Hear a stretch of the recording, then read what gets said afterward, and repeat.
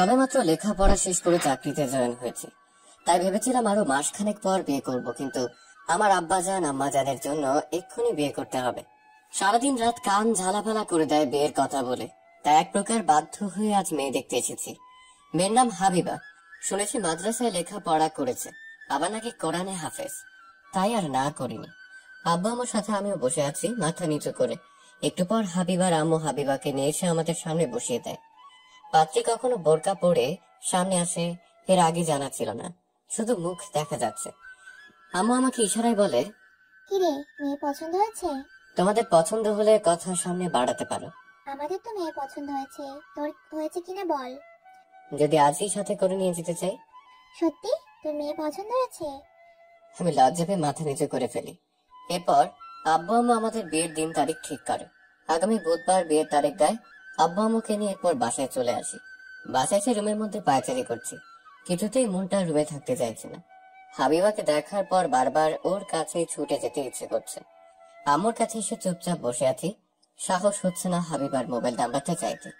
একটু পর আম্মুই বলে, শাহিন, এই নে মেয়ের মোবাইল নাম্বার। বিয়ের আগে দুজনের মাঝে একটু বোঝাপড়া করে নেওয়া ভালো। আমি তো মনে মনে সেই খুশি। আহা, মেঘ না চাইতে জল। আমুর থেকে মোবাইল নাম্বার নিয়ে রুমে চলে আসি। ভাবছি কল দিব নাকি না। কি ভাববে কল দিলে? ধুর, কি আর ভাববে। 2 দিন পর আমার সাথে ওনার বিয়ে হবে, এত ভাবার কি আছে। কল করেই ফেললাম। কিছু সময় রিং হবার পর কল রিসিভ করে হাবিবা বলে, আসসালামু আলাইকুম, কে বলছেন? জি ওয়ালাইকুম আসসালাম, আমি শাহিন। ও, আপনি কেমন আছেন? জি আমি ভালো আছি, আপনি কেমন আছেন? আলহামদুলিল্লাহ ভালো আছি। জি বলুন, কিছু বলার জন্য কল করেছেন? না, আসলে আপনার সাথে আমার তো বিয়ে ঠিক হয়ে গেল, কিন্তু এটাই তো জানা হলো না আপনার আমাকে পছন্দ হয়েছে নাকি না। আমার আব্বু আম্মু আপনাকে পছন্দ করেছে, আর আমার আব্বু আম্মুর পছন্দই আমার পছন্দ। কারণ পৃথিবীর আর কেউ আমাদের ভালো চাক আর না চাক, আব্বু আম্মু চায় আমরা যেন সব সময় ভালো থাকি। আমাদের খারাপ হোক, এটা আমাদের আব্বু আম্মু কখনোই চায় না। এটা ঠিক বলেছেন, তবু আপনার আমাকে পছন্দ হয়েছে কিনা এটা খুব জানতে ইচ্ছে করছে। আপনি মাশাআল্লাহ দেখতে খুব সুন্দর, পছন্দ না হওয়ার কোনো কারণ নেই। আর আম্মুর থেকে শুনেছি আপনি নাকি খুব ভালো। বিয়ের আগে একে অপরকে চেনাটা তো প্রয়োজন, তাই নয় কি বলুন? এটা ঠিক বলেছেন, কিন্তু কিভাবে সম্ভব? আমাদের ইসলাম বিয়ের আগে কোনো পুরুষের সামনে যাওয়ার অনুমতি দেয় না। আমার সাথে তো আপনার বিয়ে ঠিক হয়ে গেছে, আর মাত্র 4 দিন বাকি আমাদের বিয়ে। আমার সামনে আসতেও কি সমস্যা হবে? কিভাবে একে অপরকে জানবো বলুন? আমি চেষ্টা করব আপনার কথা রাখার। যদি আপনার সমস্যা না হয় আমরা কাল দেখা করতে পারি। আমার বাসা থেকে বের হবার অনুমতি দিবে না, আপনি তাহলে আমাদের বাসায় চলে আসুন। আচ্ছা, আমি যদি অনুমতি নেই আপনার আব্বু আম্মুর থেকে, তাহলে আসবেন দেখা করতে? যদি আব্বু আম্মু পারমিশন দেয় তাহলে সমস্যা নেই, আসবো আমি। ঠিক আছে, একটু অপেক্ষা করুন, আপনার আম্মু নিজে এসে বলবে আমার সাথে কাল ঘুরতে যেতে। ঠিক আছে। বলে সালাম দিয়ে কল কেটে দেই। আমি আম্মুর কাছে গিয়ে বলি, আম্মু আমি একটু কাল হাবিবাকে নিয়ে বাইরে ঘুরতে যেতে চাইছিলাম। ঠিক আছে, যা, সমস্যা কোথায়? আর বিয়ের আগে একে অপরকে চেনা জানা তো দরকার আছে। হাবিবা বলল ওর বাসা থেকে নাকি পারমিশন দেবে না। তুমি একটু ওর আব্বু আম্মুর সাথে কথা বলো না, যেন কাল আমার সাথে হাবিবাকে একটু বাইরে যেতে দেয়। ঠিক আছে, আমি কল করে বলছি এক্ষুনি। বলে আম্মু হাবিবার আর আম্মুর সাথে কথা বলে। তারা জানায় তাদের কোনো সমস্যা নেই। আমি আম্মুকে জড়িয়ে ধরে গালে চুমু দিয়ে রুমে চলে আসি। রুমে বসে আমাদের প্রিয় নবী হযরত মুহাম্মদ সাল্লাল্লাহু আলাইহি ওয়াসাল্লামের জীবনী পড়ছিলাম। তখন আম্মু এসে বলে কাল শাহিনের সাথে বাইরে যেতে। শাহিনের আম্মু নাকি কল করে বলেছেন। ঠিক আছে বলে আবার পড়তে থাকি। তখনই মোবাইলটা বেজে ওঠে। মোবাইল হাতে নিয়ে দেখি শাহিন কল করেছে। আমি কল রিসিভ করে সালাম দিতেই শাহিন সালামের জবাব দিয়ে বলে, কি এখন তো আর আপনার কোনো সমস্যা নেই আমার সাথে বেড়াতে যেতে? আম্মু যখন পারমিশন দিয়েছে তখন আর সমস্যা নেই। আচ্ছা, কাল কখন বের হবেন? কাল অফিসে যেতে হবে, তবে লাঞ্চের সময় চলে আসবো। বিয়ের জন্য ছুটিও তো নিতে হবে, আমরা বরং কাল বিকেল 4টায় বের হই। ঠিক আছে, আমি রেডি হয়ে আপনার জন্য অপেক্ষা করব।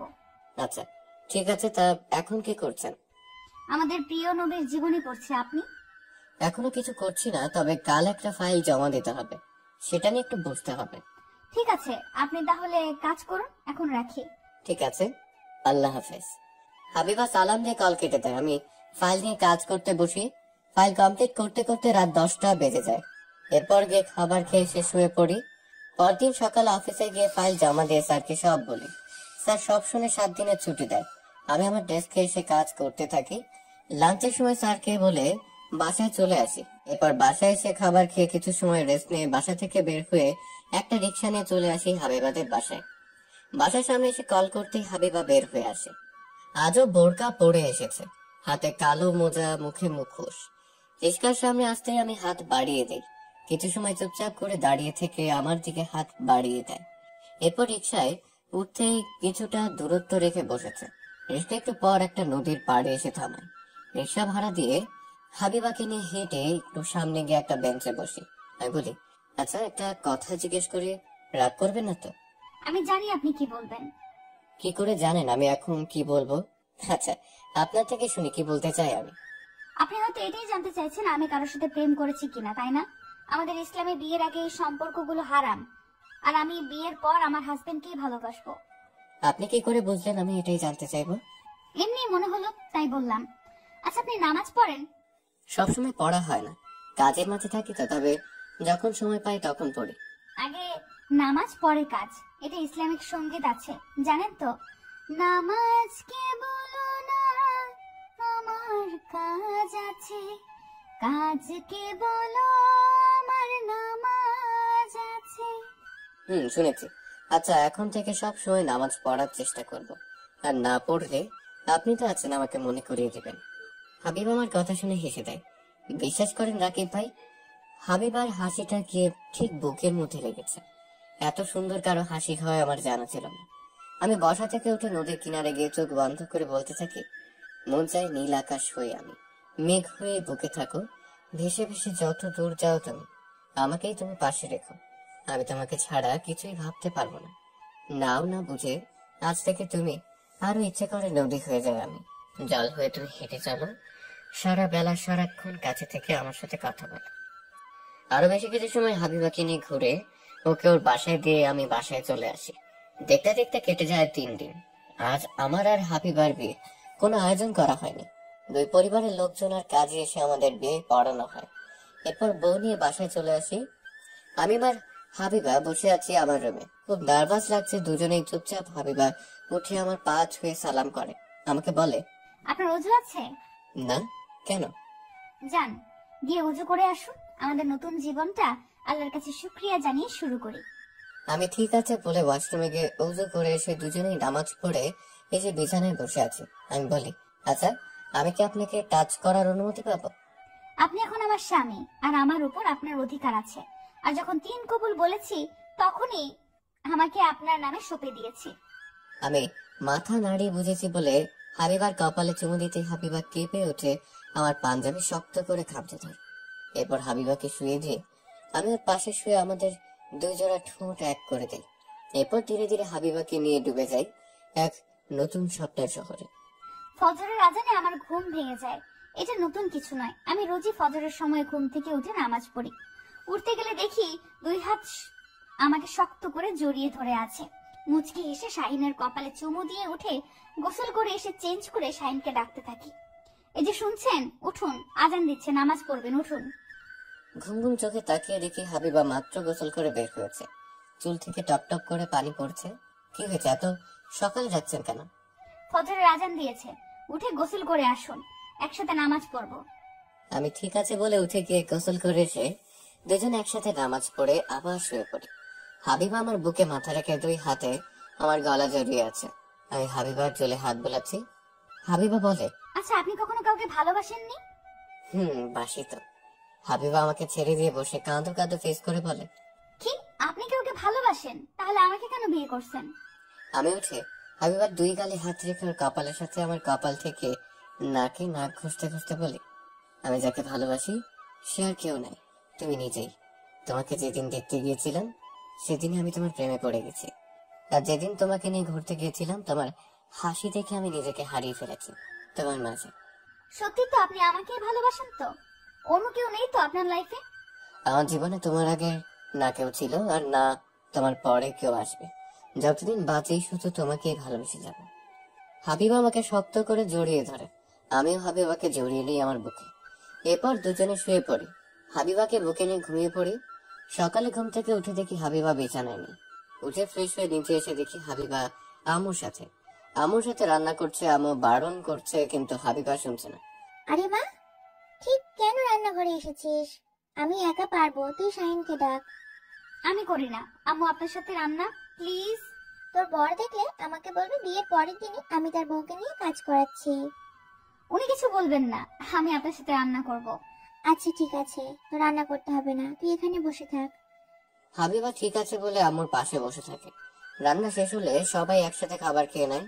এভাবে দেখতে দেখতে হেব্বি আনন্দে কেটে যায় 2 বছর। আজ হাবিবাকে নিয়ে হসপিটাল এসেছি চেক আপ করাতে। হাবিবা প্রেগনেন্ট ডক্টর দেখিয়ে দুজনেই হসপিটাল থেকে বের হয়ে একটা রিক্সা নিয়ে চলে আসি বাসায়। বাসায় আসতে আম্মু বলে, কি রে শাহিন, ডক্টর কি বললো? সবকিছু নর্মালি আছে আম্মু, তবে ও নাকি ঠিক মতো খায় না। কই, তুমি তো আমাকে কিছুই বলনি। আমি তো রোজই জোর করি খাওয়ানোর জন্য, বলে ভালো লাগে না, আর তোকে বলতে নিষেধ করে। আচ্ছা আমি দেখছি এখন থেকে কেমন করে ঠিক মতো না খায়। একটা প্লেটে খাবার দাও বলে আমি হাবিবাকে সোফায় বসিয়ে দেই। আমি এখন খাবো না, খেতে ইচ্ছে করছে না। চুপচাপ এখানে বসো। না খেয়ে নিজে কি অবস্থা করেছো দেখেছো? আমার ভালো লাগে না খেতে, প্লিজ এখন খাবো না। শোনো, এটা ভুলে যেও না তুমি এখন একা নও, তোমার মাঝে আরো একটা প্রাণ বেড়ে উঠেছে, আমাদের সন্তান। তার জন্য তো তোমাকে খেতেই হবে। হাবিবা বাচ্চাদের মতো ঠোঁট উল্টে আমার বুকে মাথা রেখে একটু পর আম্মু এসে খাবার দিয়ে যায়। আমি হাবিবাকে খাইয়ে দিয়ে কোলে করে রুমে এসে হাবিবাকে শুয়ে দিয়ে ওর পাশে শুয়ে হাবিবাকে আমার বুকে নিয়ে শুয়ে থাকি। অফিস বাসায় এভাবে কাটছে আমাদের দিনগুলো। একদিন এশার নামাজ পড়ে বাসায় এসে দেখি হাবিবা বসে বসে নামাজ পড়ছে। আমি শুয়ে মোবাইল টিপছি। হঠাৎ হাবিবা চিৎকার করে ওঠে। আমি মোবাইল রেখে দৌড়ে হাবিবার কাছে গিয়ে ওকে ধরে বসে বলি, কি হয়েছে তোমার? এমন করে চিৎকার করলে কেন? কষ্ট হচ্ছে? খুব কষ্ট হচ্ছে, আমি আর পারছি না। আমি আম্মুকে ডাকতে থাকি। আম্মু দৌড়ে এসে বলে, কি রে শাহিন, কি হয়েছে বৌমার, এমন করছে কেন? আম্মুর পেইন উঠেছে, কি করবো বুঝতে পারছি না। সময় নষ্ট না করে তাড়াতাড়ি হসপিটালে নিয়ে চল। আমি হাবিবাকে কোলে তুলে বাসা থেকে বের হয়ে একটা গাড়ি নিয়ে চলে আসি হসপিটালে। ডক্টর হাবিবাকে ওটিতে নিয়ে যায়। আমি আম্মু বাইরে দাঁড়িয়ে অপেক্ষা করছি। কিছু সময় পর ডক্টর বের হয়ে আসে হাসি মুখে। ডক্টর মুখে হাসি দেখে একটা স্বস্তির নিঃশ্বাস ফেলে। ডক্টর জানে আমাদের ছেলে হয়েছে আর বাচ্চা এবং মা দুজনেই ভালো আছে। খুশিতে আম্মুকে জড়িয়ে ধরে কান্না করে দেয়। একটু পর হাবিবাকে কেবিনে শিফট করা হয়। আম্মু হাবিবাকে দেখে এসে বাবুকে আমার কোলে দেয়। আমার হাত কাঁপছে। আমি বাবুকে কোলে নিয়ে আজান দেই। এরপর বাবুকে নিয়ে কেবিনের ভিতরে গিয়ে দেখি হাবিবা শুয়ে আছে। আমাকে দেখে একটা হাসি দিয়ে বলে, তুমি আমার আগে আমার বাবুকে কোলে নিয়েছো কেন? আমি হাবিবার মাথার পাশে বসে বাবুকে ওর কোলে দিয়ে কপালে চুমু দিয়ে বলি, বাবু কিন্তু তোমার একার নয় ম্যাডাম, আমারও। এই আমাকে একটু জড়িয়ে ধরবে, তোমার বুকে মাথা রাখতে খুব ইচ্ছে করছে। আমি হাবিবার পাশে শুয়ে আমার বুকে জড়িয়ে ধরি। বাবুর দিকে তাকিয়ে দেখি বাবু হাসছে। হাবিবা বলে, আচ্ছা আমাদের বাবুর কি নাম রাখা যায় বলো তো? তুমি বলো কি নাম রাখবে আমাদের বাবুর? আমাদের বাবুর নাম হবে হাসিব। বাহ, খুব সুন্দর নাম তো। তার নামটা কি এক্ষুনি রাখলে না আগে থেকেই ঠিক করা ছিল? আগে থেকেই ভেবে রেখেছিলাম। আর যদি মেয়ে হতো তখন কি করতে? তখন নাম রাখতাম সিনহা। ঠিক আছে, এরপর যদি মেয়ে হয় তখন নাম রাখবো সিনহা। তাহলে হয়ে যাবে, কি বলো? হাবিবা লজ্জা পেয়ে আমার বুকে মুখ লুকোয়। 3 দিন পর হাবিবা আর আমার বাবুকে নিয়ে বাসায় চলে আসি।